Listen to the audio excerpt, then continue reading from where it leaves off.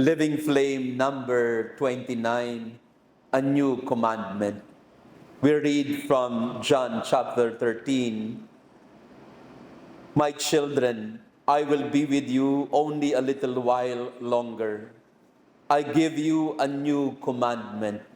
Love one another. As I have loved you, so you also should love one another. This is how all will know that you are my disciples, if you have love for one another." There's no better living flame for Easter than to listen to the new commandment. Love one another as I have loved you. Kung makikilala kayo ng mga alagad ko, sana makilala kayo ng mga tao sa inyong pagmamahalan at pag-ibig sa isa't isa. This is a dream for all of us, that in our communities, in our families, love would reign, that peace would be in our hearts, in our homes, in our communities, in our relationships. What a wonderful world would it be if there's only love in our hearts. But we know for a fact that that is far from reality. Alam natin na sa iba't ibang bahagi ng mundo ngayon ay maraming kaguluhan ang nangyayari o maraming giyera at digmaan ang nananatili. Pinagdadasal natin ng Ukraine na hanggang ngayon hindi pa rin sila maayos ng Russia. Pinagdadasal natin ng Gaza. Pope Francis, before he died, he had nothing in mind except the children of Gaza.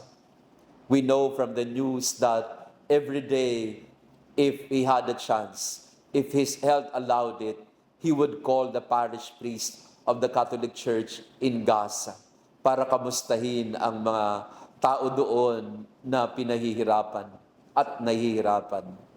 Sa Yemen, sa Africa, sa Myanmar, sa Pakistan and India, sa iba't ibang bahagi ng mundo, you cannot find love. Love is a very rare commodity. In the international scale of things, mahirap hanapin ang pag-ibig. Sapagkat ano ang sinusunod ng mundo ngayon? What is the currency that blinds people to obedience? The currency of wealth, money, and power. There's always a power struggle among nations because no one wants to love first. No one wants to follow the new commandment. The Lord gives us a new commandment. And this is not just applicable in the international level, but more so in our personal lives, in our intimate relationships, in our families and communities. The Lord is giving us love one another. At ito rin po yung madalas nating naririnig ngayon kay Pope Leo XIV.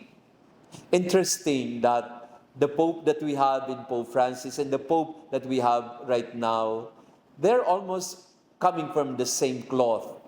They have the same values. They have the same so-called advocacies. Love. Love for the poor. Love for those who are excluded in society. Love for those who are not given attention and respect. Pope Leo XIV is also now emphasizing in his papacy that we cannot turn a blind eye on the needs of people around us. We cannot turn a blind eye on the injustices that are happening in our midst. Kailangan ng isang Kristiyano ay mulat ang kanyang mata. Hindi dahil sa siya'y aktivista o komunista.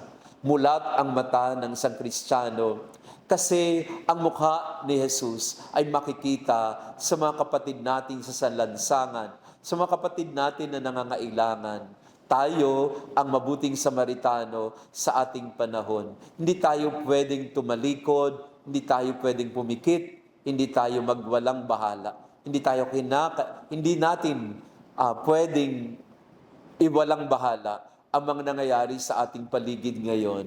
The new commandment of love refers to the love of God in our time, in our place, in our midst. Hindi na pag-ibig ng tao lamang, o hindi na kalakaran ng tao lamang, o hindi na mga batas ng tao lamang ang sinusunod natin. What is the dominant law that prevails in the world today? The law of capitalism, which in fact is lawless in itself because it's free. What is the dominant law in our time today? The law of retaliation, of arms, of violence. This is the law that people recognize. In politics, for example, what is the law that prevails? Money, power, power struggle. What is the law that is dominant in our communities? Ego, pride. That is how we live our lives. We are often under the spell or the law of the world. But Jesus gives us a new commandment. And where is this new commandment anchored? On the love of God that is unconditional, unmerited, undeserved. This is a love that is given to us all, even if it is not reciprocated. It is a love that is ready to humble and give up everything for the ones it loves. God's love is always towards kenosis, self-emptying. It is coming down so that we can be lifted up. It is turning away from himself so that he can turn to us.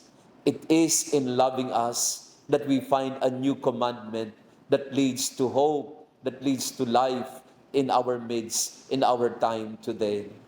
Mga kapatid, sa panahong ito ng muling pagkabuhay, in this Easter season, this is the living flame that should inspire all of us. That I must be the first to love. That I am a follower of love. That if at all we are to be recognized as disciples of Jesus, what is the main descriptor or quality that should describe all of us as Christians, as followers of the Lord? In our parishes, in our communities, love. By their love for one another, they shall be known as disciples of Jesus. Ito po yung hamon, napakahirap na hamon sa atin. Paano ba tayo magiging instrumento ng pag-ibig ng Diyos sa ating kapwa, sa ating pamilya, sa ating panahon? Love one another. This is the new commandment that I ask you to subscribe and to obey in your life.